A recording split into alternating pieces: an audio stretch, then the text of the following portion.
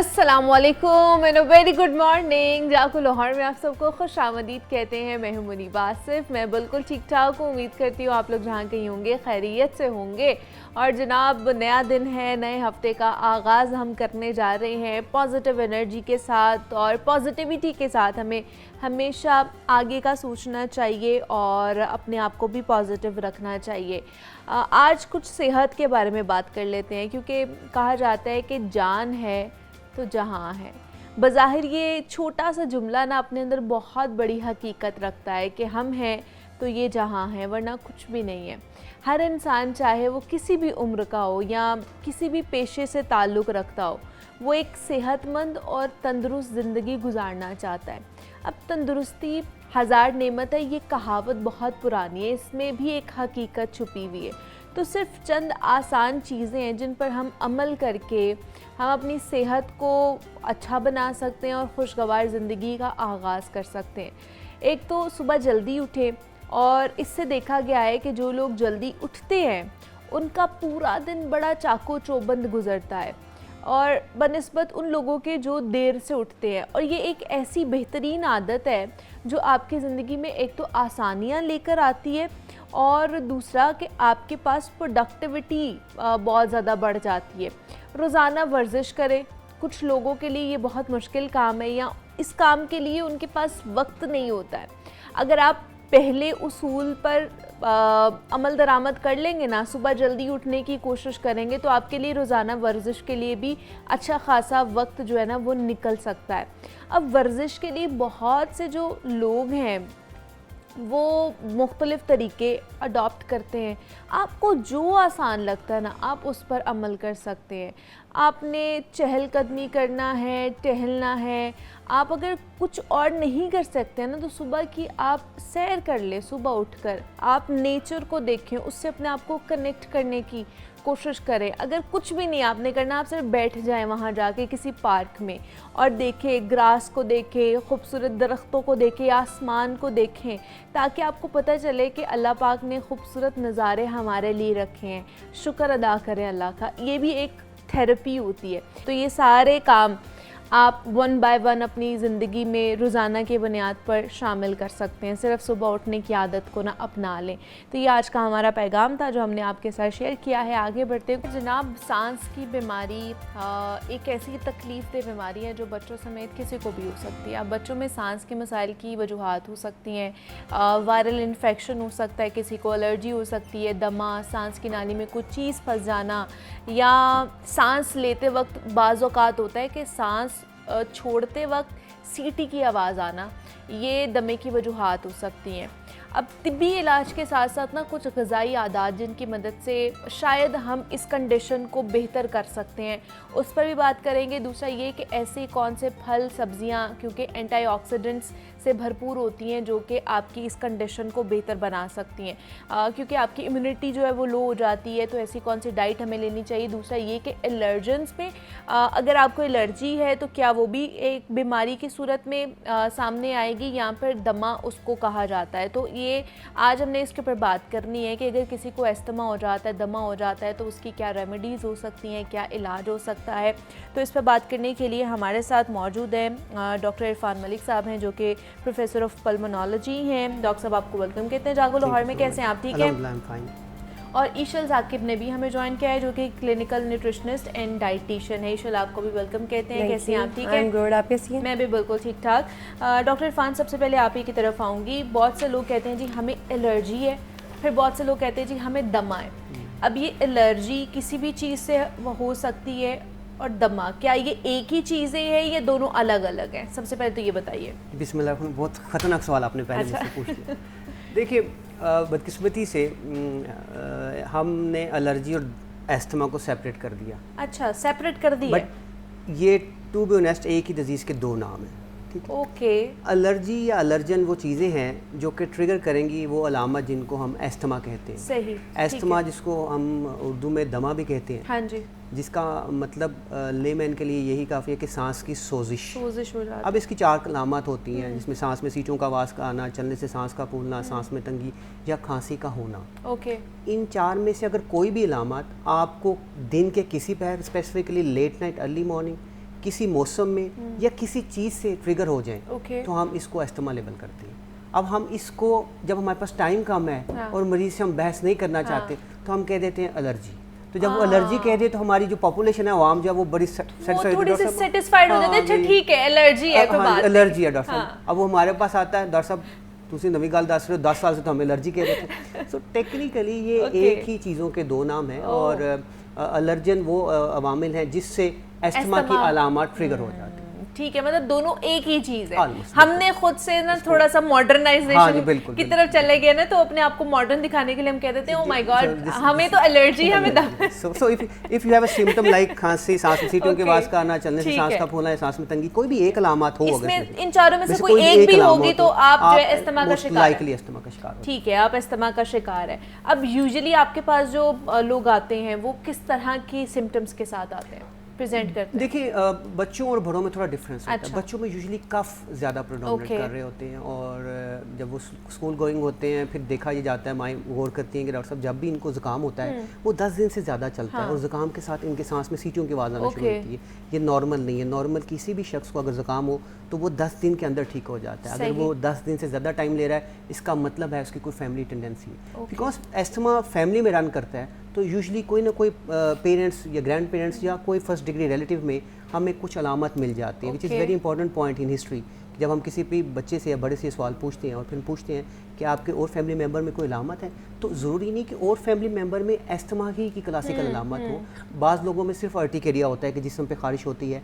बाज़ लोगों में स्नीजिंग होती है, छींके आना, केरा गले में गिरना, तो ये एक ही अंडर अम्ब्रेला आता है। यानी ये एलर्जी ही की मैनिफेस्टेशन है जो अगर अपर एयरवे में होंगी तो ये अलामत करेंगी, अगर लोअर एयरवे में होंगी तो वो क्लासिकल एस्थमा करेंगे। अनफॉर्चुनेटली काफ़ी अरसे से हम इस पे बात करते रहे हैं। लाहौर में अगर स्पेसिफिकली हम देखें तो हमारे पास इतने एक एलर्जन है कि अब हम सिम्टम फ्री पीरियड नहीं देख पाते। अच्छा। 1-2 हफ्ते ठीक है, फिर एनवायरमेंटल फैक्टर है, फिर स्मोक का सीज़न है जो कि थ्रू आउट द ईयर रहती है।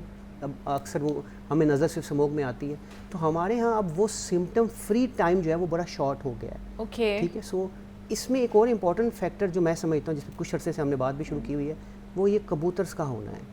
ये जो पिजन हमारे बहुत ज़्यादा फिर रहे हैं, ये कबूतर भी एस्थमा को अनकंट्रोल कर सकते हैं, उसको ट्रिगर कर सकते हैं। अगर ये आपने एज अ शौक पाले हुए हैं या अगर आपकी ये छत पे आके बैठते हैं तो इनके फैदर या इनके जो ड्रॉपिंग्स हैं वो भी इन एस्थमा की अलामत को ट्रिगर कर सकते हैं। बल्कि इससे हमारा ये ख्याल है कि एक लंग श्रिंकेज का भी डिसऑर्डर हो सकता है। तो बर्ड का एक्सपोजर स्पेसिफिकली अगर हम बर्ड को फोकस करें तो love bird, pigeons, parrot, pets में specifically cat, they are very notorious कि वो ये चीज़ें ट्रिगर करते हैं। और ये वो चीज़ें हैं, ये वो पेट्स हैं या बर्ड्स हैं जो हम घर में लेकर आ रहे होते हैं और घर में हम लोगों ने रखे हुए होते हैं, तो ये चीज़ें बड़ी अलार्मिंग होती जा रही हैं। तो मैं ईशल की तरफ चलूँगी। ईशल, क्योंकि इम्यूनिटी लो होती है तो इस तरह के कोई भी आपको इन्फेक्शन हो जाता है, कोई भी ऐसी प्रॉब्लम्स जो है ना वो देखने को मिलती है। अब स्पेसिफिकली तो मुझे नहीं लगता कि कोई दमे के हवाले से एस्थमा से रिलेटेड कोई डाइट चार्ट होगा हमारे पास, तो हम इम्यूनिटी से रिलेटेड ही बात कर लेते हैं कि इम्यूनिटी को हम बूस्ट करने के लिए किस तरह की हमें डाइट लेनी चाहिए। अच्छा, बिल्कुल इस तरह ही कोई इस तरह की स्पेसिफिक डाइट या कोई इस तरह का मील नहीं है जो आप कंज्यूम करके आप कहें कि आपके अस्थमा के सिम्टम्स को रिलीफ मिल जाएगा। हाँ, कुछ थोड़ी बहुत रेमेडीज होती हैं, लेकिन वो भी इन लॉन्गर रन सस्टेनेबल नहीं होती। आपको प्रॉपर डॉक्टर को चेक कराना होता है, एक प्रॉपर प्रोसीजर से काम हो रहा होता है। लेकिन कुछ इस तरह के होते हैं, विटामिन और मिनरल्स होते हैं। एक तो पहली बात है कि आपको एक बैलेंस डाइट लेनी है, वो तो हर मतलब कोई किसी को प्रॉब्लम है या नहीं है, बैलेंस डाइट इज़ कंपलसरी। उसके अलावा कुछ इस तरह के विटामिन्स हैं जिसके एनरिच्ड फूड्स आप लेंगे तो आपकी एंटी इन्फ्लेमेटरी होते हैं और एंटीऑक्सीडेंट्स उनमें ज़्यादा होते हैं, जिस तरह के विटामिन ए है, विटामिन ई है और विटामिन सी है। ये वाले फूड ग्रुप्स अगर हम अपनी डाइट में इंकॉर्पोरेट करते हैं तो हमारी ऑटोमेटिकली इम्यूनिटी बूस्ट होती है और सिम्टम्स को रिलीफ मिलता है। उसमें अब कौन से फूड्स हो सकते हैं? विटामिन ई में आमंड्स हो सकते हैं, वीट जर्म ऑयल है, या फिर जिस तरह पीनट हो गया, ये सब चीज़ें आप ले सकते हैं। एवोकाडो ले सकते हैं। इसी तरह विटामिन ए है वो अब जैसे आपने पीनट्स कहा, बहुत से लोगों को पीनट से भी एलर्जी होती है। बिल्कुल, तो ये भी आप लोगों ने खास तौर पर देखना है कि अगर आप किसी फूड से भी एलर्जी है तो वो भी आपने कंज्यूम नहीं करना है। बिल्कुल, कोई भी एलर्जिन इस तरह का जिसका आपको पता है, आइडेंटिफाइड है कि एलर्जी है, आपने उसे अवॉइड करना है। उसके लिए भी होता है कि स्ट्रैटेजीज होती हैं, आप किस तरह फिर in a longer run use to हो सकते हो। उसके लिए वो एक प्रॉपर होती है टर्म के आप थोड़ा सा पहले उसको स्निफ करते हो, देन आप सिर्फ टच करते हो टंग के साथ आहिस्ता आहिस्ता एवरी डे, ताकि इम्यूनिटी आपकी बॉडी खुद बिल्ड करे, लेकिन वो बहुत लॉन्गर रन में होता है। तो ये सोर्सेज उनके लिए जो एलर्जिक नहीं है, जिसमें बहुत सारे लोग लैक्टोज इंटॉलरेंट भी होते हैं, लेकिन दूध तो सबके लिए अच्छा है, लेकिन उस इंसान के लिए अच्छा नहीं है जो इंटॉलरेंट है। इसी तरह ही जो और जो फूड सोर्सेज की बात की जाए, विटामिन सी है वो ऑरेंजेस से मिलते हैं। अच्छा, लेमन्स बहुत सारे लोगों को सूट नहीं सूट करते, उनके थ्रोट हो जाता है इफेक्ट, और सोर थ्रोट के सिम्टम्स अपीयर होते हैं, इसीलिए लेमन एक सेफ ऑप्शन है विटामिन सी के लिए। इसी तरह ब्रोकली सुपर फूड है, वो खाएं, बहुत अच्छा है। इसी तरह कैरेट्स का कंजम्पशन आप करें, और एवोकाडो लें। मतलब डिफरेंट फूड ग्रुप से आप डिफरेंट चीज़ें लेके अपने आप को इम्यूनिटी को बूस्ट कर सकते हैं। एक और बहुत अच्छी चीज़ है जिंजर। वो तो वैसे भी एक रेमेडी भी है, वो आपके सूद करेगा आपके थ्रोट को। जिंजर के अंदर अगर आप हनी ऐड कर लें, थोड़ा सा जिंजर जूस लें, उसके ऊपर थोड़ा सा honey and black pepper add करें, तो वो आपके स्टमक थ्रोट को वो सूद करता है और रिलीफ मिलता है, वाकई रिलीफ मिलता है। जो आपकी कॉफ होती है उसको कम करता है ना।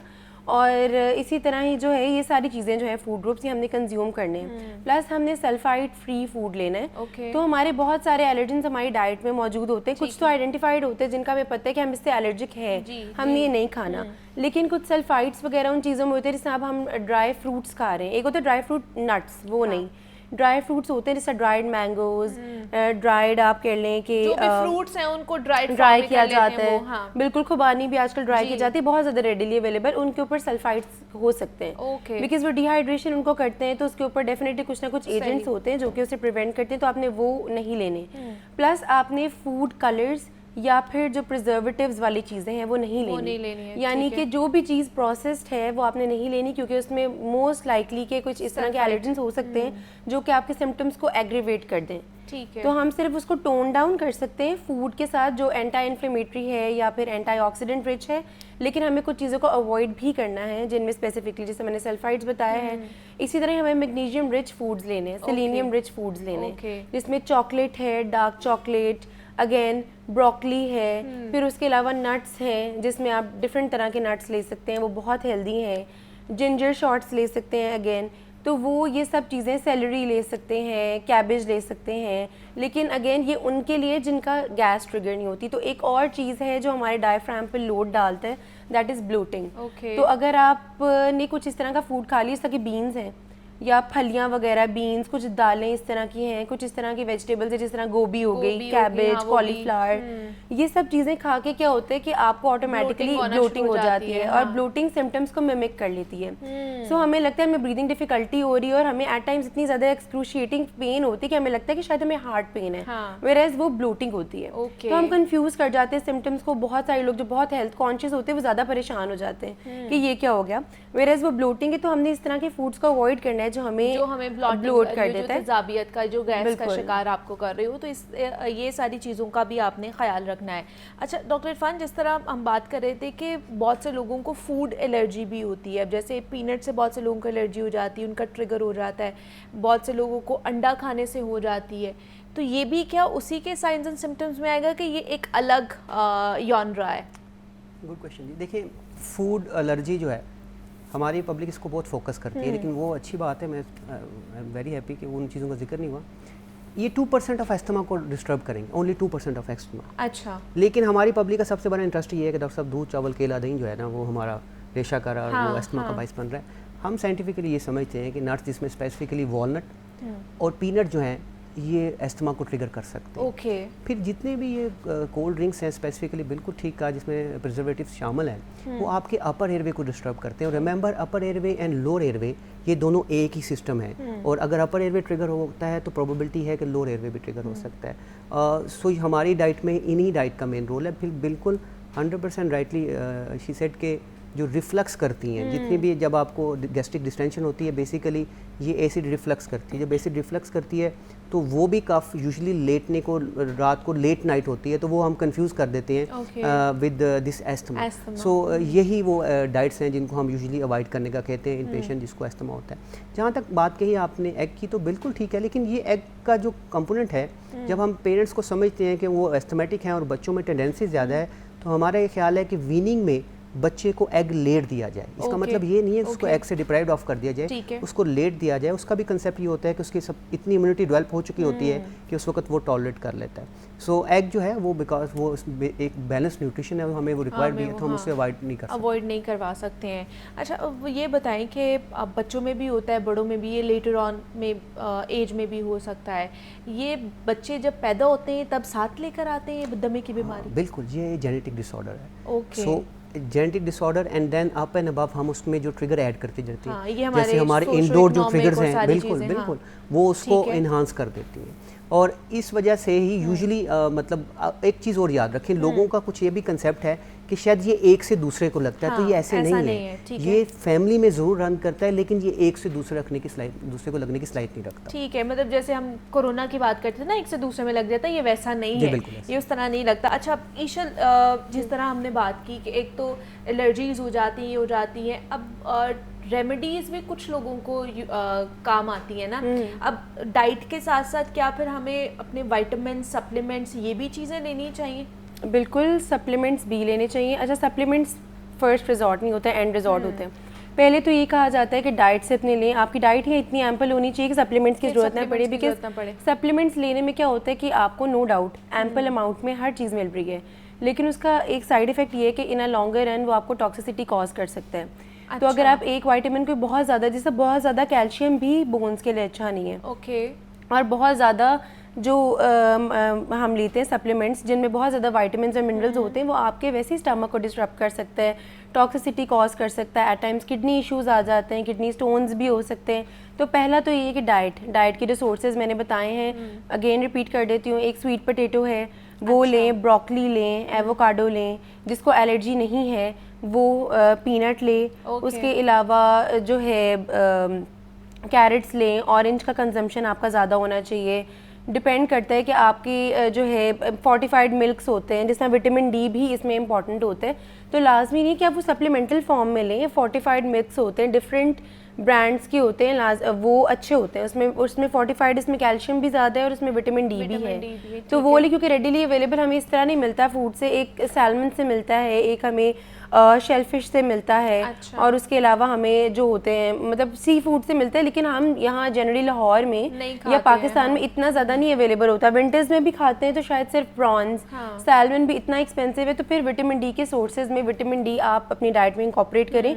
उसके कैप्सूल्स मिलते हैं 15 डेज़ के बाद या 30 डेज़ के बाद एज़ पर नीडेड, अपने टेस्ट्स करवा के आप वो लें सप्लीमेंट उसके। और अगर वो सप्लीमेंट नहीं लेना चाहते या आपको लगता है टॉक्सिसिटी हो सकती है, तो आप फोर्टिफाइड चीज़ों पे आ जाएं, जिसमें फोर्टिफाइड मिल्क है। अच्छा। दही का इस्तेमाल अपनी डाइट में ज़्यादा करें, जिसको रेमेडी सूट नहीं करती फिर वो, क्योंकि दही में प्रोबायोटिक्स हैं। दही, केला, चावल, ये ऐसी कर सकती है। कहा जाता है ना कि रेशा कर देते हैं, हमारे पहला ही दमे का मसला है, एलर्जीज हैं, तो हमारा और ज्यादा खराब हो जाएगा। अच्छा, मैंने आपको बताया कि एक होता है एस्थमा। हाँ। और एक होती है फूड एलर्जीज जो कि मिमिक कर लेती सिम्टम्स एस्थमा के।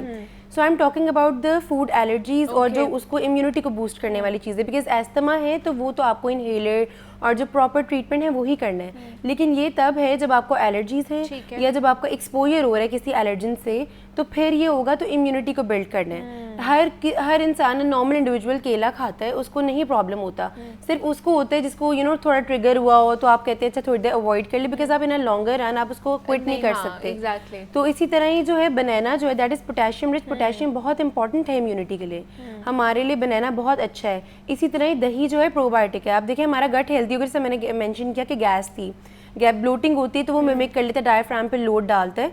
इसी तरह ही अगर आप प्रोबायोटिक्स लेंगे तो वो बहुत अच्छा है आपके गट के लिए। तो वो दो डिफरेंट एंटिटीज़ हैं, उनको हम अक्सर कंफ्यूज भी कर जाते होते हैं कि हमें शायद ये प्रॉब्लम है, वेरेज वो फूड से ट्रिगर हो रहा है, वेरेज वो आपके गट का इशू है। प्लस जो इंसान बहुत ज़्यादा ओवरवेट होते हैं उनमें भी बहुत ज़्यादा ब्रीदिंग डिफ़िकल्टी के चांसेस हो सकते हैं। सो जो ओवरवेट इंसान है उसके लिए पहले यही मैनेजमेंट है कि उसको यही लगेगा कि मुझे प्रॉबेबली शायद एस्थमा है या कोई इस तरह की डिफ़िकल्टी हो रही है। वेरेज अगर वो अपना वेट को मैनेज करेंगे ग्रेजुअली तो उनकी खुद ही सिम्टम्स ईज आउट हो जाएंगे। एट टाइम्स ये भी होता है कि आप एक सर्टन पोजीशन में होते हैं, जैसे लेटे हुए आपको ज़्यादा हो रहा है तो आप एलिवेट हो जाएं, थोड़ा सा अपनी पोजीशन चेंज कर लें ताकि आपको इस तरह डिफ़िकल्टी नहीं, या बहुत इस तरह का खाना खाया होता है जिसमें बहुत ज़्यादा ब्लोटिंग हो सकती है, तो वो ऊपर को गर्ड होता है या आपको फील होता है कि शायद अब सांस नहीं आ रहा। मेरा इस तरह नहीं है, आप नॉर्मल जो एंटासिड्स होते हैं, अब वो जो आपको रिलीफ देंगे सिम्टम्स को, आप वो लें तो आप ठीक हो जाएंगे। ठीक है। अच्छा डॉक्टर इरफान, क्या ये बीमारी ख़ास तौर पर जो अस्थमा दमा है, ये जानलेवा भी हो सकती है? जी बिल्कुल।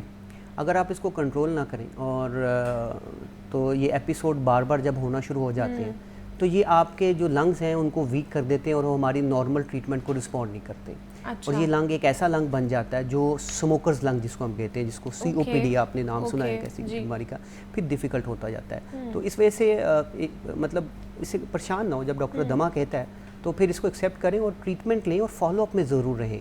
अक्सर होता ये है कि जब आप ट्रीटमेंट स्टार्ट करते हैं तो within no time, within a day और सो, कुछ पेशेंट ड्रास्टिकली इंप्रूव कर जाते हैं। तो व्हाट दे डू, वो दे स्टॉप देयर मेडिसिन, वो मेडिसिन बंद करेंगे। अच्छा। और फिर वो उसी तरह उनमें इन्फ्लेमेशन, सोजिश होना शुरू होगी, फिर वो ट्रिगर करके हमारे पास आएंगे और जब ये बार बार एपिसोड होना शुरू हो जाते हैं तो वो कंट्रोल करना डिफिकल्ट होता जाता है, मेडिसिन मैक्सिमाइज होना शुरू हो जाती है और फिर पेशेंट के कॉम्प्लिकेशन के चांसेस बढ़ जाते हैं। ओके, तो ये उनके लिए जानलेवा भी हो सकता है। और ये इसको अब सारी ज़िंदगी हमने मैनेज करके चलना होता है, ये रिवर्सिबल है। वेरी इंपॉर्टेंट क्वेश्चन डॉक्टर साहब। दमा हो गया तो ये दमा is a very good name. दमा जो मुझे इस लिहाज से पसंद है, सियानों ने अच्छा नाम रखा है कि वो दम से है, इट कंटिन्यूस, लेकिन कंट्रोल करते। देखिए मुझे एक चीज़ की समझ नहीं लगती, ब्लड प्रेशर किसी को हो जाए ना, वो नहीं पूछता डॉक्टर साहब दवाई कदों तक लेनी है। अच्छा, जब हम बता दें कि दमे की मेडिसिन लेनी है, इनहेलर लेना है, तो वो परेशान हो जाते हैं। हालांकि जो डोज इनहेलर में है वो एक टैबलेट से काफ़ी गुना कम है। अच्छा। उसकी अब्जॉर्प्शन जो ब्लड में तकरीबन ना होने के बराबर है। हम उसकी कॉम्प्लिकेशन ही एक्सपेक्ट नहीं करते, लेकिन ये अभी तक फेयर। अब तो खैर आप लोगों की वजह से, मीडिया की वजह से बहुत सी चीज़ें लोगों को याद हो गई हैं और वो अब ऑटोमेटिकली इस पे आ जाते हैं, लेकिन इसके लिए भी हमें बड़ी फाइट करनी पड़ती है कि you have to continue the inhaler और for a longer period of time. और दूसरा ये कि मेडिसिन से आपको पता है बाकी आपके ऑर्गन्स भी इतने ख़राब होना शुरू हो जाते हैं, डैमेज होते हैं, तो इसलिए इस चीज़ को मिथ ना बनाए, टैबू ना बनाए कि हम इनहेलर यूज़ करेंगे तो लोग देखेंगे तो क्या कहेंगे। ये जो 4 लोग हैं ना, इनको अपनी ज़िंदगी से निकाल दें। इन 4 लोगों ने कुछ नहीं कहना है, सिर्फ आपकी ज़िंदगी बर्बाद करनी है, तो इसलिए इनके बारे में सोचना छोड़ दें, अपने बारे में सोचें, अपनी सेहत के बारे में सोचें। हमारे साथ डॉक्टर इरफान मलिक मौजूद थे, ईशल साकिब ने हमें ज्वाइन किया था। आप दोनों का बहुत शुक्रिया, thank you so much for coming. Break लेते हैं, यहाँ पे मिलते हैं इस ब्रेक के बाद।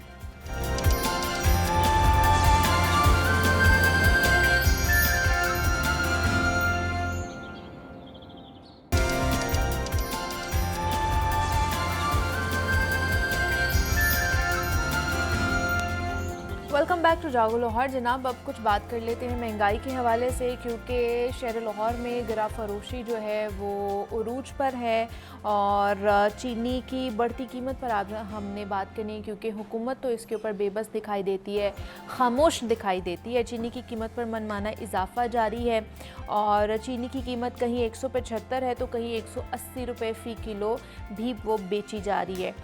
दूसरा ये कि गिरा फरोशी को रोकने के लिए जो 79 मजिस्ट्रेट्स हैं शहर लाहौर के, वो भी कम पड़ गए हैं कि उनसे भी गिरा फरोशी थम नहीं पा रही, रोकी नहीं जा रही है। तो लाहौर में हज़ारों किराना और general stores check and balance से महरूम है। इसके अलावा एक और स्टोरी है जिसके ऊपर हमने बात करनी है कि शहर में फ़ज़ाई आलूदगी के ख़ात्मे के लिए जो ग्रीन एरियाज़ हैं उनकी निशानदेही की गई है। शजरकारी के लिए 2 करोड़ 20 लाख डॉलर्स की रकम लगाई जाएगी ग्रीन एरियाज़ में। तो इस पर बात करने के लिए इमरान अकबर ने हमें ज्वाइन किया है, चीफ रिपोर्टर हैं, उनसे बात करते हैं। इमरान साहब, आपको वेलकम कहते हैं। इमरान साहब, सबसे पहले शहर में गिरा फरोशी जो है ना वो उरूज पर है और इसके ऊपर शोज़ करते हुए भी हमें कितना अरसा हो गया है कि हम इसके ऊपर आवाज़ उठा रहे हैं कि इंतज़ामिया क्रैक डाउन करे, कार्रवाइयाँ करे। मजिस्ट्रेट्स क्या कर रहे होते हैं? 79 मजिस्ट्रेट्स हैं, कोई कार्रवाई नहीं कर रहे हैं, गिरा फरोशी अभी भी उरूज पर है। मजिस्ट्रेट्स कम पड़ गए हैं इसके लिए? देखिए मुनीबा, बहुत शुक्रिया आपका। आपको पता ही है कि शहर लाहौर है और यहाँ पर जिसका जो राज है वो बरकरार रहता है। अच्छा। और इसमें इस वक्त मौजूदा सूरत हाल ये है कि रमज़ान मुबारक से ये सूरत हाल शुरू हुई है और जून ख़त्म होने को आ गया है और चीनी एक आपको पता है बड़ा मसला रहता है। इसमें तो 50 पैसे भी कीमत ऊपर जाए तो जो स्टेक होल्डर्स हैं उनको करोड़ों रुपए में फ़ायदा होता है। अब मामला यहाँ पे आकर रुका हुआ है कि रमज़ान से पहले आपकी चीनी लाहौर शहर में जो है वो तकरीबन 130 रुपये तक फ़ी किलो जो है वो बेची जा रही थी और अब मजमूई तौर पर अगर देखा जाए तो शहर लाहौर की अगर बात की जाए तो 180 रुपये फ़ी किलो बेची जा रही है। और मुझे अभी तक याद है कि पिछले माह ही जो नायब वज़ीर आज़म है हमारे इसहाक डार साहब, उन्होंने एक मदऊ किया था तमाम स्टेक होल्डर्स को, एक बड़ा इजलास बुलाया था और मैं ये समझता हूँ कि अपनी तरफ से एक्शन लिया था। अच्छा अपनी तरफ से एक्शन लिया था। अपनी तरफ से एक्शन लिया था कि चीनी की कीमतें जो हैं मुकर्रर करदा रेट पे बेची जाएँ। ठीक है। और 159 है, 159 रुपये फ़ी किलो चीनी का रेट है। और वो उस एक्शन के बाद जो है रिएक्शन नहीं हुआ और ना ही कोई बोला उसके बाद, ना ही रिएक्शन हुआ ना इम्प्लीमेंटेशन हुई और तमाम सूबों को उन्होंने हुक्म दिया कि अपने अपने प्रोविंस में जो है सूबे अपनी खुद मुख्तारी के ज़रिए चीनी की जो कीमतें हैं उनको रोकें, बढ़ती हुई कीमतें। और कोई चीनी की कीमत जो है वो ओपन मार्केट के मुताबिक नहीं है, जो एक रेट जो है गज़ट नोटिफिकेशन के मुताबिक उसके मुताबिक ही बेचें।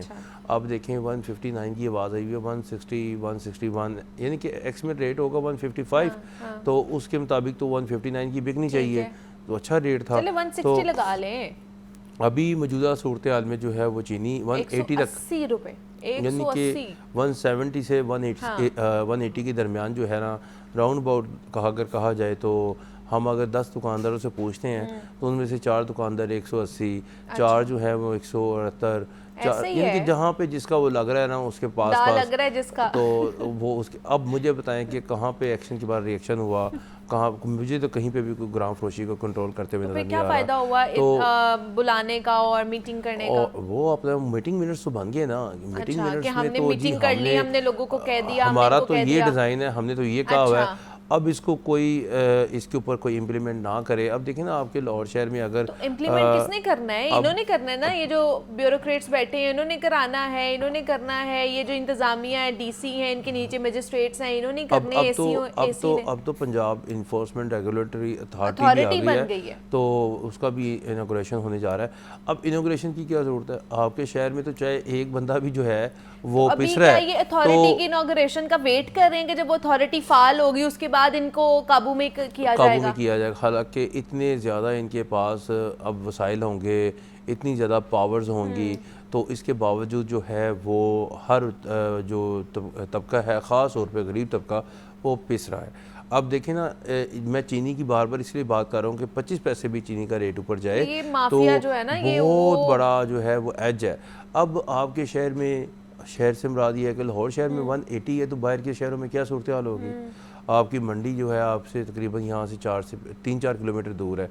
आप मंडी में जाएं, वो कहेंगे जी हमें तो पीछे से चीनी इतनी की आ रही है। अब ना तो गन्ने की पैदावार कम हुई, ना गन्ने की पैदावार, यानी कि मैं ये कहता हूँ कि कहाँ पे जाकर ये जो है वो कौन सा ऐसे लोग हैं जिन्होंने इस चीज़ को पकड़े हुए है, और कौन से ऐसे शख्स हैं। हुकूमत ने जैसे गंदम में रिलीफ पहुँचाया लोगों को, रोटी जो है ना 14 रुपए में की है, तो इसमें नहीं कर सकते? अच्छा देखिए, चीनी में नहीं कर सकते हैं? स्टेक होल्डर्स का भी यही कहना है कि आप ना गन्ने की कीमत को ना, चीनी की कीमत को मार्केट में ना गंदम की तरह ओपन छोड़ दें। अच्छा। अब अगर ये चीनी और गंदम में बहुत फ़र्क है, ठीक है, गंदम आपके मुल्क में जो है वो बहुत ज़्यादा है, ठीक है ना, तो किसान जो है अच्छी गंदम उगाता है, बड़ी ज़बरदस्त गंदम है। अब आपकी जो चीनी है इसमें कहाँ पे आपके पूरे पंजाब में 1300 मिल्स, कहाँ पे आपके पूरे पाकिस्तान में जो है 80 के करीब जो है ये चीनी की मिलें हैं, तो 82 और आपकी 1300, सिर्फ मैं सूबा पंजाब की बात कर रहा हूँ। तो ये जो पाकिस्तान में इतनी मिल्स हैं, ये बड़े बड़े लोगों की हैं, स्टेक होल्डर्स हैं, मगर ये है कि ये भी यही चाहते हैं कि सस्ती हो चीनी किसी तरीके। ज़ाहिर बात है उनके भी बिकेगी। अगर यही सूरत हाल रही तो आने वाले साल में फिर जनाब 200 सेंट, मतलब 200 तक भी पहुंच सकती है, 200 से ऊपर भी जा सकती है इसकी कीमत। तो हर सिचुएशन के लिए, हर कंडीशन के लिए हमें रेडी रहना चाहिए मेंटली। अगली स्टोरी पे जाना चाहूँगी इमरान साहब। ग्रीन एरियाज़ में शजरकारी के लिए 2 करोड़ 20 लाख रुपए रकम जो है ना वो डॉलर्स की रकम रखी गई है। बड़ा अच्छा इनिशिएटिव लिया गया है, इससे हमारी फ़ज़ा भी जो है ना वो साफ़ होगी। जो सर्दियों में हमें स्मॉग का मसला रहता है वो भी मेरे ख्याल से सही हो जाएगा। देखिए मुनीबा, सिर्फ आने वाला वक्त तो इसी के ऊपर जा रहा है जी। आपने ये इन गर्मियों में महसूस कर ही लिया होगा कि आपका वेदर किस तरीके से और कितनी तेज़ी से चेंज हुआ है। बिल्कुल। इतनी तेज़ी से चेंज हुआ है कि ना अब आपका अभी जून जा रहा है तो प्री मानसून शुरू हो गया है। यानी कि इतनी हब्स हुई है 3 दिन से कि हल्की सी बारिश होती है और उसके बाद तेज़ हब्स हो जाती है। अभी मानसून शुरू नहीं हुआ, वो 15 जुलाई से जाकर शुरू होना है, प्री मानसून शुरू हो गया।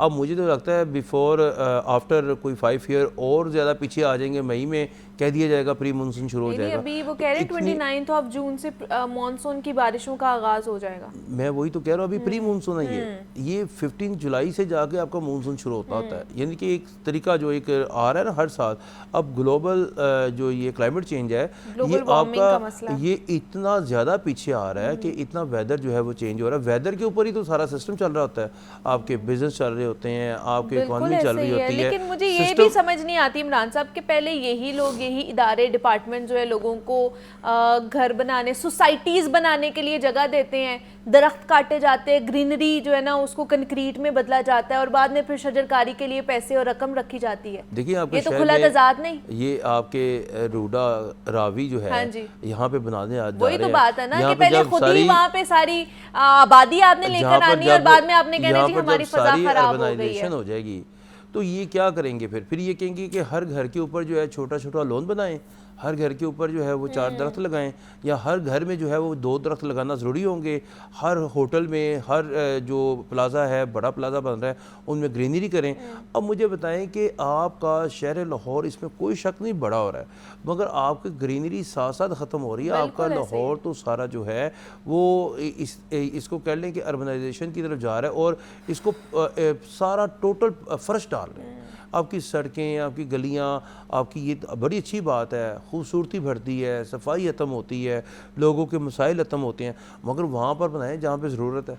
अब आप देखें हर जगह ये BRB नहर के उस पार भी बनती जा रही है, सोसाइटीज बनती जा रही है। वागा की साइड पे देखिए सोसाइटीज बनती जा रही हैं। इस बजट में एक जिक्र खैर हुआ है येलो लाइन का। हाँ जी। अब येलो लाइन क्या है? आपकी नहर के इर्द गिर्द भी जानी है, तो उसके ऊपर हाई कोर्ट तक ने कह दिया कि इसको हम नहीं होने देंगे। जो दरख्त होंगे वो काटे जाएंगे। इतने खूबसूरत लगते हैं आप सुबह सुबह जब जाते हैं इसके इर्द गिर्द, और मेन आर्टरी है आपकी। एक साइड पे आप कहते हैं जी हमारी फजा खराब है, हमने उसको सही करने के लिए शजरकारी करनी है, दूसरी तरफ आप ऐसे मंसूबे लेकर आ रहे हैं जहाँ पे दरख्तों को काटा जाएगा। 2 करोड़ 20 करोड़ डॉलर का क्या करेंगे? क्या करें? कुछ भी नहीं करें। कि इससे क्या जो बीमारियां पैदा होंगी, और इसको रोकने के लिए ये जो कौम मुत्तहिदा के जो प्रोग्राम है क्लाइमेट चेंज, उसके थ्रू हम ये पैसे लगवाएंगे, तो उससे क्या होगा? तो ये चीजें इन लोगों को समझ नहीं आती हैं जो बैठे हुए हैं। सबको पता है, मगर तो वही बात आ जाती है कि वो जो आपने पहला लफ्ज़ बोला सोसाइटीज़, तो उसमें तमाम स्टेक होल्डर्स जो होते हैं वो एक तरीका कार है, उनका फायदा होता है ना। देखिए हज़ारी बात है, हर बंदे ने बिजनेस करना है। बिजनेस पाकिस्तान में जो हालात में चल रहा है वो आपको पता ही है। मैं ये इस तरफ नहीं आता, मकसद ये है कि इस तरफ आने से भी जो है वो हमारे कोई हालात अच्छे नहीं हो जाने। हम चाहते हैं कि हमारे शहर में ग्रीनरी हो। अब लाहौर शहर में जहाँ पे भी बात करते हैं वो कहते हैं जी लाहौर शहर, अब कहाँ पे हम कहते थे सिब्बी नहीं जाना, वहाँ पे गर्मी बड़ी पड़ती है। अब कहते हैं लाहौर नहीं जाना, लाहौर मैं कहता हूँ लाहौर ने इस दफा नाको चने चबा दी हैं, इतने ज्यादा गर्मी, 14 तबक रोशन है, 47 48 तक फील लाइक 50-55 लगता था, फील लाइक आ गया था। फील लाइक बंदा यानी कि ये क्या घबरा जाओ, बाहर ही ना निकलो। अब ये देखिए कि अभी आपका ये 3-4 दिन से मौसम तो चेंज हुआ है, कभी 35 आ रहा है, हम देखते हैं 38, नीचे फील लाइक आ रहा है 42। रात को मैंने देखा जी, वो कहते हैं जी जो अगला दिन होगा उसका जो फील लाइक है वो 49 है। मैंने कहा 49 है, यानी कि ह्यूमिडिटी उसकी होगी। अब ये देखें क्लाइमेट देखें किस तरह चेंज हो रहा है, ग्लोबल वार्मिंग है। और आपको पता है कि आपके इर्द गिर्द हमसाया ममालिक में आजकल क्या चल रहा है, अल्लाह ना करे कोई ताबकारी जो है हल्की सी भी बाहर आती है तो उसकी कितने जो है नुकसानात इर्द गिर्द हमसाया ममालिक पर जाएंगे। तो ये सारी सूरत हाल थी 2 स्टोरी से जिनके ऊपर हमने बात की है। इमरान अकबर हमारे साथ मौजूद थे। इमरान साहब बहुत शुक्रिया आपके वक्त का। जनाब कुछ बजट के हवाले से ख़ासतौर पर बात कर लेते हैं, मुख्तलिफ शोबों के लिए कितने बजट रखे गए थे, और आज ख़ासतौर पर सेहत के हवाले से हमने बात करनी है कि हस्पतालों की एक तो तज़यीन व राइश और आवाम को सेहत की बेहतर सहूलियात मुहैया करने के लिए कितना बजट जो है वो मुख्तस किया गया है, इसके ऊपर बात करनी है। प्राइमरी एंड सेकेंडरी हेल्थ के तहत लाहौर में जो हेल्थ यूनिट है उसके क़याम के लिए 20 करोड़ रुपए मुख्तस किए गए हैं। इसके अलावा बताया जा रहा है कि नए हस्पताल की तामीर के लिए 30 करोड़ रुपए मुख्तस किए गए हैं लाहौर में। पब्लिक हेल्थ इंजीनियरिंग के तहत लाहौर में डॉक्टर्स की तरबियत का जो मंसूबा है उसके लिए 750 मिलियन रुपए मुख्तस किए गए हैं। इसके अलावा क्या सूरत हाल है, बजट किस तरह एलोकेट किया जाएगा, क्या क्या इसमें चीज़ें हैं, इस पर बात करने के लिए मोहम्मद बिलाल ने हमें ज्वाइन किया है, नुमाइंदा लाहौर न्यूज़ है, उनसे बात करते हैं। बिलाल, आपको वेलकम कहते हैं जागो लाहौर में। बिलाल, बताइएगा तिब्बी सहूलियात बेहतरीन, बल्कि कहें कि बेहतर करने के लिए बजट में कितना जो फ़ंड है वो रखा गया है सेहत के लिए? देखिए मुनीबा, पंजाब गवर्नमेंट की जानिब से सेहत को हमेशा अव्वलीन तरजीहात पर देखा जाता है। अच्छा। और अगर हम जो WHO हैं उसके रूल्स एंड रेगुलेशंस की बात करें, वो जितनी रिकमेंडेशन देता है कि इतना फ़ीसद बजट होना चाहिए, तो हम उससे कोसों दूर हैं। WHO कहता है कि एक जो एडवांस कंट्री है उसका, जिनकी अच्छी इनकम है, उनका एटलीस्ट 5% उनका जो GDP है उसके मुताबिक इनका जो बजट है वो होना चाहिए। और जो लो इनकम कंट्रीज़ है लाइक पाकिस्तान जो है, यहाँ पे 6 से 7% जो GDP है उसका जो बजट है उसके मुताबिक होना चाहिए। लेकिन हमारे यहाँ पे आपको पता है कि 1% से भी हम बिलो हैं। तो ये जो बजट है ये रखा गया है। लेकिन खुश आइन चीज़ ये है कि पिछले सालों की निस्बत जो तरक्याती बजट है ये बेहतर रखा गया है। इस दफ़ा 181 अरब रुपया रखा गया है तरक्याती बजट के लिए। उसमें ये मुख्तलिफ जो अब कुछ आपने भी बताया कि ये इस तरह के जो तरक्याती काम है ये किए जाएंगे, जबकि गैर तरक्याती जो बजट है वो तकरीबन 450 अरब रुपया है, जिसमें आपको पता है सैलरीज़ भी हैं, मुख्तलिफ यूटिलिटीज़ भी जाती हैं, और कुल मिला के 630 अरब रुपया बनता है। अच्छा। और इसके साथ साथ फिर आपको पता है हेल्थ इंश्योरेंस के लिए भी तकरीबन 25 अरब रुपया रखा गया है। तो 181 अरब और पंजाब की तकरीबन 12 करोड़ की आबादी, अगर हम इसको मेरा ख़्याल है इन पे डिवाइड करें तो ये चंद एक रुपए बनते हैं, जिसमें मेरा ख्याल है कि अगर हम एक दफ़ा ही बीमार हों, जैसे बुखार हो तो उसकी मेडिसिन आए तो बुखार के लिए और वो किसी चीज़ के लिए ख़त्म हो जाता है। तो मेरा ख्याल है कि हमें अपनी जो सेहत की जो बुनियादी सहूलियात हैं गवर्नमेंट को उसको बेहतर करने की ज़रूरत है।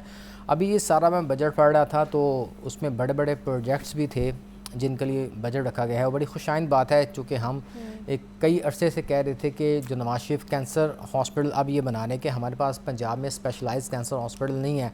को 3-4 साल 5 साल हमने इस पे आवाज़ उठाई तो बिला आखिर इनकी जानिब से ये इनिशिएटिव लिया गया।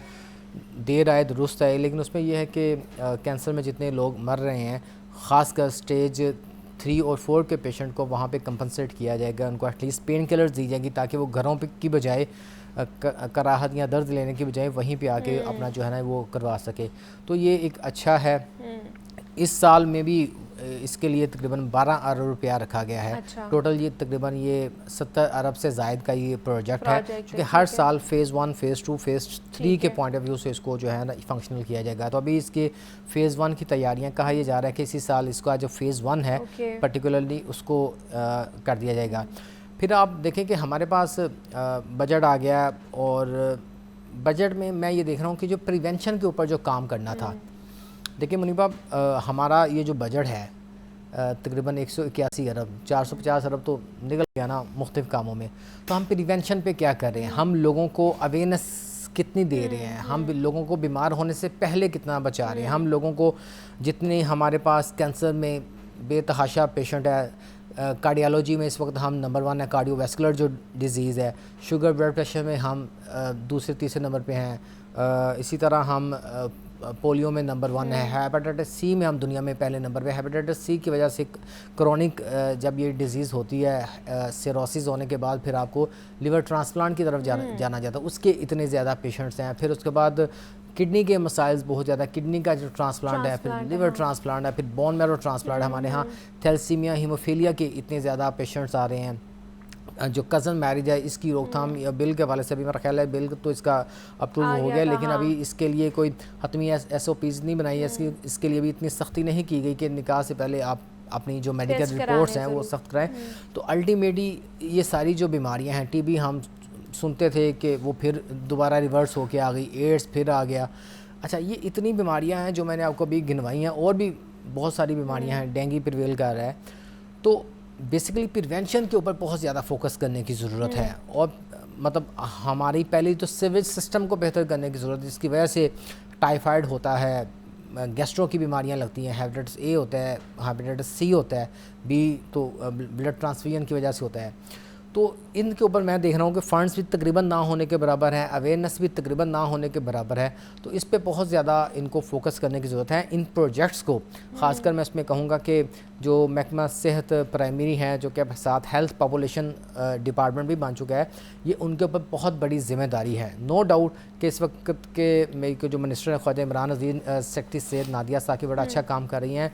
क्लिनिक ऑन व्हील्स ये उन्हीं की प्रोजेक्ट है और बड़ा अच्छा उन्होंने एक इनिशिएटिव लिया कि ना सिर्फ लाहौर में बल्कि पंजाब भर के जो 36 अजला हैं वहाँ पे ये जाके दूर दराज के इलाकों में जाके वहाँ पे ट्रीटमेंट देंगे। इनके लिए क्लिनिक ऑन व्हील्स के लिए भी अच्छी खासी जो रकम है ये रखी गई है। लेकिन इन चीज़ों के साथ साथ हमें ज़रूरत ये भी है कि हम प्रिवेंशन पे बहुत ज़्यादा काम करें, लोगों को बीमार होने से पहले बचें, वरना इसे हम 10 गुना बजट भी रख लेंगे, अगर लोगों को हम बीमार होने से पहले नहीं बचाएंगे तो ये सिस्टम जो है ना वो चौक कर रहा है। बजट आप दे रहे हैं वो सही जगह पे यूज़ हो भी रहा है कि नहीं हो रहा है। मोहम्मद बिलाल हमारे साथ मौजूद थे, हमें ज्वाइन किया था। बिलाल, बहुत शुक्रिया आपके वक्त का, आप आए। ब्रेक लेते हैं, यहाँ पे मिलते हैं इस ब्रेक के बाद।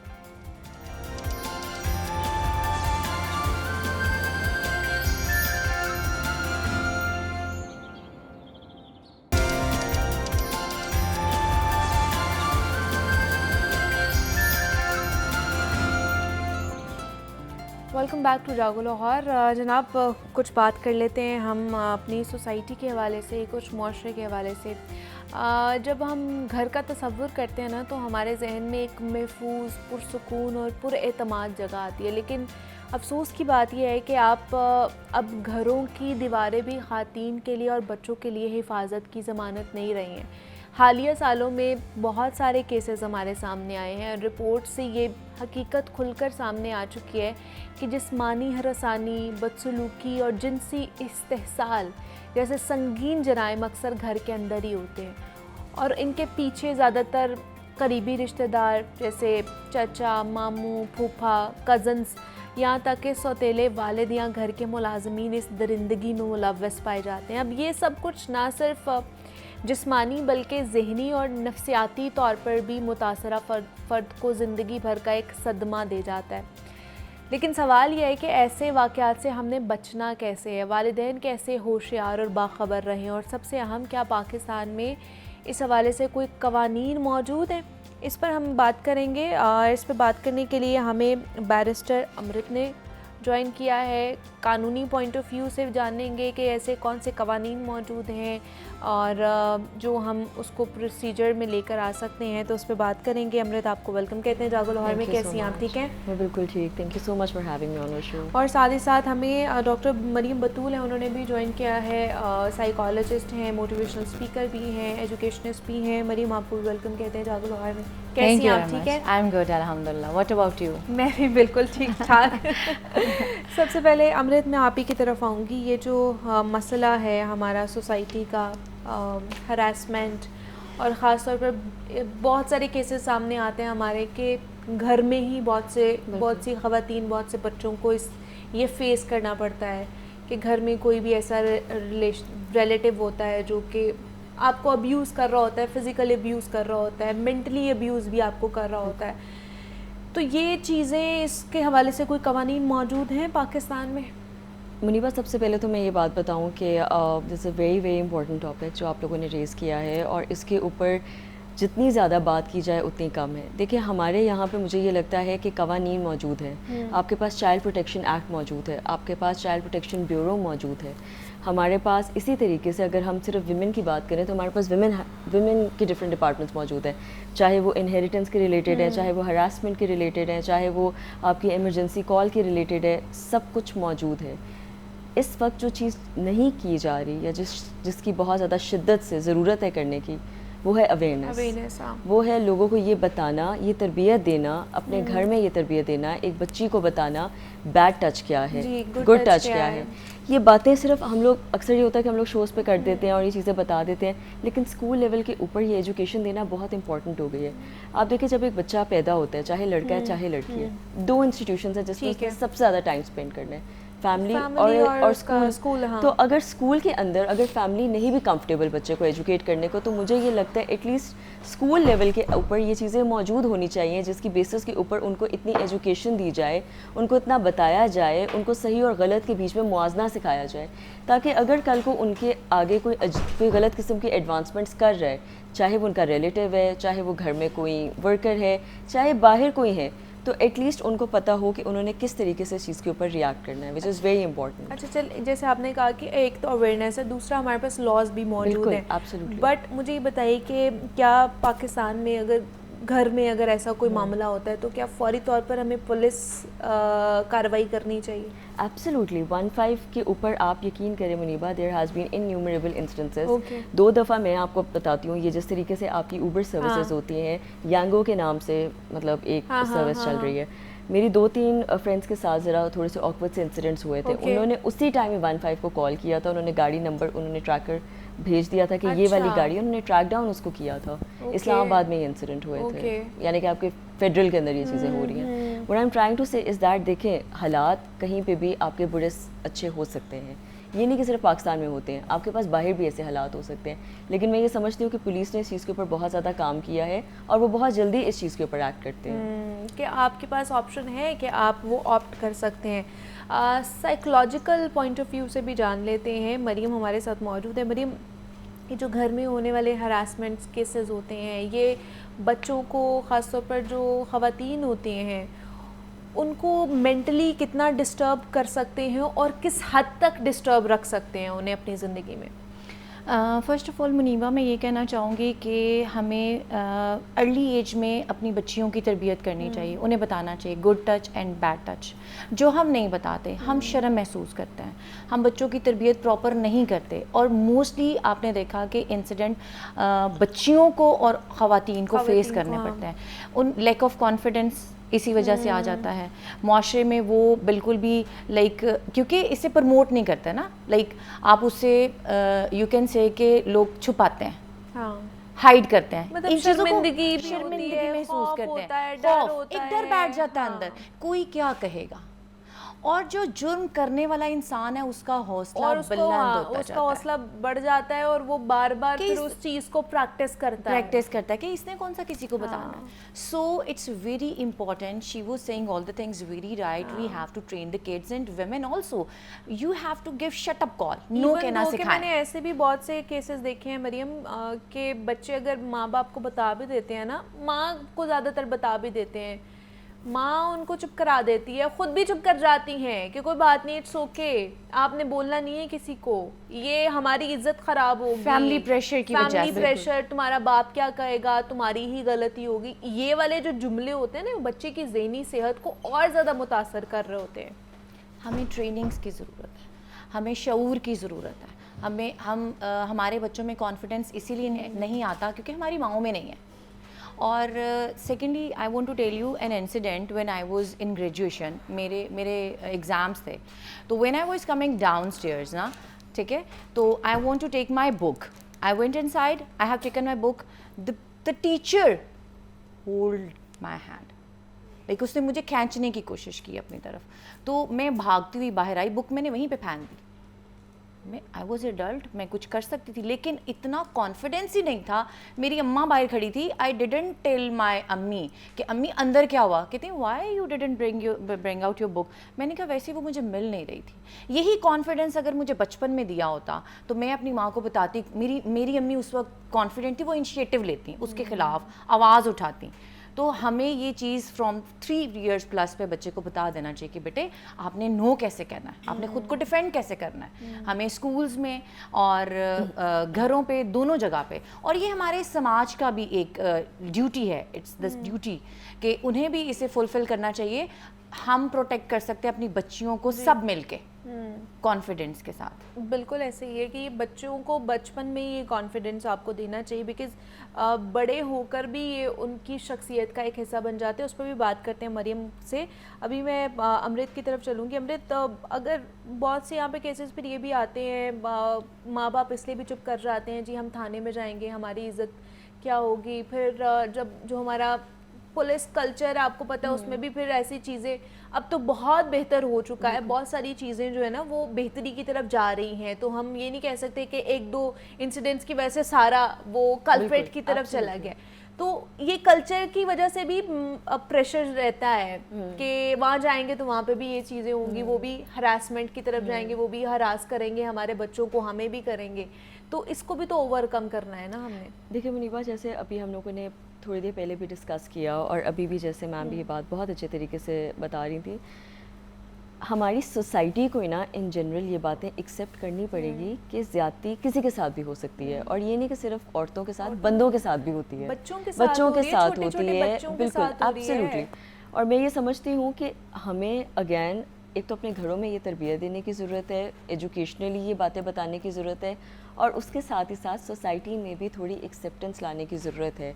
देखिए वो भी बच्चे हैं, अब जो बच्चे फॉर इंस्टेंस मदरसों में जा रहे हैं, या वो बच्चे जो इस तरह के इदारों में जा रहे हैं जिनके पास ना एजुकेशनल इंस्टीट्यूशन है, ना उनको घरों से तरबियत दी जा रही है, वो किसके पास जाएंगे? तो सोसाइटी में और एक और चीज़ होने की ज़रूरत है, डेटरेंस। अभी आपने ये देखा था कि माजी में अभी ज़हीर जाफ़र के केस में जो ये डिसीजन आया था, ये सबसे बड़ा डिसीजन है। इस तरह के प्रेसिडेंसेस हमारे पास और सेटअप होने चाहिए ताकि सबके लिए अपने आप में एक मिसाल कायम हो और लोगों को पता चले कि अगर हम लोगों ने ये जुर्म किया तो इसकी ये सज़ा होगी। आप यकीन करें, मुझे ये लगता है कि हर एक एक्ट की एक सज़ा होनी ज़रूरी है ताकि आप उस चीज़ से बाज आओ, एक प्रेसिडेंट सेट कर देते हैं ना, फिर लोगों के अंदर एक खौफ रहता है कि अब ये इसका अंजाम ये है। बिल्कुल। और मुनीबा, अभी सबसे ज़्यादा एक प्रेसिडेंट ही सेट होने की ज़रूरत है। लॉज भी मौजूद हैं, एक्शन भी उस तरह लिया जा रहा है। द पॉइंट इज़ कि जो कल्प्रेट है ना, अब उसको सबके सामने बराह रास्त पे दिखाने की ज़रूरत है कि देखें इसको सज़ा मिल गई, अब आप बाज आ जाएं। थोड़ा ये भी है अमृत, हमें बता दें कि अगर बहुत से लोग नहीं जाना चाहते हैं पुलिस की तरफ पहले स्टेप में, कि अगर आपके घर में हरासमेंट हुई बच्चे के साथ, बच्ची के साथ, अब वो पुलिस में पहले रिपोर्ट नहीं करना चाह रहे हैं, तो ऐसा कोई और ऑप्शन है जो वो ऑप्ट कर सकते हैं जिसके थ्रू वो अपने केस को आगे लेकर जा सकते हैं? आपने बहुत अच्छा सवाल उठाया है और मुनीबा बिल्कुल है। मेरा ख्याल है मैं पहले भी एक दफ़ा इसके ऊपर बात कर चुकी हुई हूँ। ADR एक फॉर्म होती है, अल्टरनेटिव डिस्प्यूट रेजोल्यूशन। उसके अंदर नेगोशिएशंस भी होती हैं, मीडिएशन भी होती है, एक्सपर्ट डिटर्मिनेशन भी होती है। एक्सपर्ट डिटर्मिनेशन होती है जिसमें अब्यूज़ होता है और आपको मेडिकली ये बात असेस करनी होती है कि क्या इस आदमी ने या जो भी है उसने इस तरह ज़्यादती की थी या नहीं की थी। उसके अंदर आपको एक्सपर्ट एक ओपिनियन चाहिए होता है। और चौथा होता है कंसिलिएशन।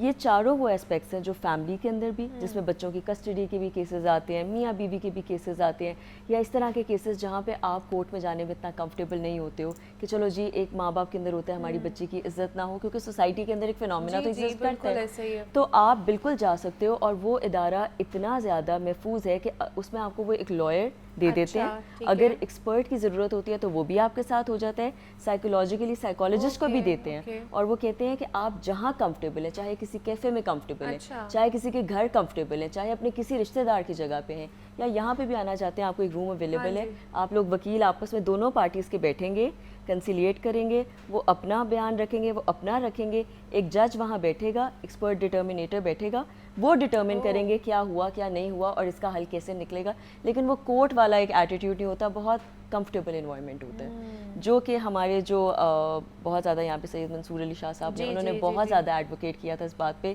कि ADR बहुत ज़्यादा होना चाहिए, और जितना ज़्यादा होगा आप देखें उतना ज़्यादा कोर्ट्स के ऊपर भी प्रेशर कम पड़ेगा और केसेस के डिसीजंस जल्दी आएंगे।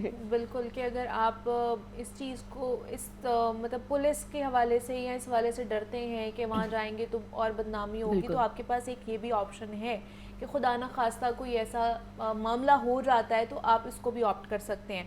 अच्छा मरियम, जिससे मैं बात करी थी कि जो बचपन में ऐसे बच्चे जो इसका शिकार होते हैं, हरासमेंट का शिकार होते हैं, जैसे जैसे वो बड़े होते जाते हैं, कहीं ना कहीं ये चीज़, ये डर, ये खौफ, ख़ुद के ऊपर एतमाद ना करना, किसी और के ऊपर एतमाद ना करना, ये कहीं ना कहीं उनकी शख्सियत का हिस्सा बनते जाते हैं। डेफिनेटली बनता जाता है, और वो किसी पे ट्रस्ट ही नहीं करते। ट्रस्ट लेवल उनका ज़ीरो पे आ जाता है, कॉन्फिडेंस लेवल ज़ीरो पे आ जाता है। इवन के अपने जो सिबलिंग्स हैं उन पे भी ट्रस्ट नहीं उस बंदे का रहता, और वो बच्चा किसी से बात शेयर करता ही नहीं है, ना किसी डेस्टिनेशन पे जाता है। इसके लिए स्कूल में काउंसलिंग्स होनी चाहिए, ट्रेनिंग्स होनी चाहिए, और घरों में भी प्रॉपर ट्रेनिंग होनी चाहिए। लेट्स सपोज अगर स्कूल में कोई ऐसा इंसिडेंट हो जाता है, लाइक अभी मैंने बताया कि मैंने खुद देखा कि आयाबाजी लाइक गार्ड्स हैं, वो ऐसा मौके का फ़ायदा उठा के कर सकते हैं और करते भी हैं। तो फिर स्कूल्स ने अपनी रेपुटेशन तो नहीं ख़राब करनी ना, वो वहाँ पर साइकेट्रिस्ट होते हैं जो बच्चे को लाइक प्रॉपर उसको उस ट्रॉमा से निकालने में हेल्प आउट करते हैं। लोकल स्कूल में भी ऐसा होना चाहिए, रूल्स होने चाहिए, और अगर वो साइकेट्रिस्ट हायर नहीं कर सकते तो टीचर्स को प्रॉपर ऐसी ट्रेनिंग देनी चाहिए कि ऐसा इंसिडेंट अगर स्कूल में हो जाता है तो उसको कैसे उन्होंने ओवरकम करना है, बच्चे को कैसे उन्होंने उस ट्रॉमा में से निकालना है। तो ये बड़ा इम्पॉर्टेंट है कि हम सब ने मिल के जो है ना इस चीज़ को एक्सेप्ट भी करना है और ज़्यादा से ज़्यादा अवेयरनेस भी फैलाने की कोशिश करनी है। हमारे साथ बैरिस्टर अमृत मौजूद थी, मरीम बतूल ने हमें ज्वाइन किया था। आप दोनों का बहुत शुक्रिया, थैंक यू सो मच कि आप लोग आई और इसके ऊपर बात की है। मुझे इजाज़त दीजिए, अपना ख्याल रखिएगा, अल्लाह हाफ़िज़।